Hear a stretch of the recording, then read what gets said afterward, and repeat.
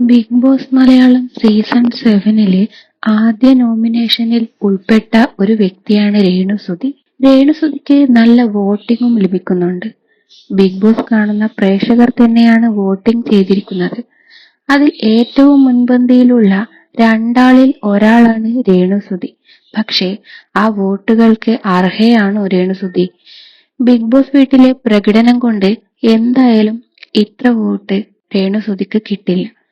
ഈ വീക്കിലെ പെർഫോമൻസ് അനുസരിച്ചാണ് രേണുസുതിക്ക് വോട്ട് കിട്ടേണ്ടത്. ഇനിയുള്ള വീക്കിൽ മാറ്റങ്ങൾ കൊണ്ടുവരാം.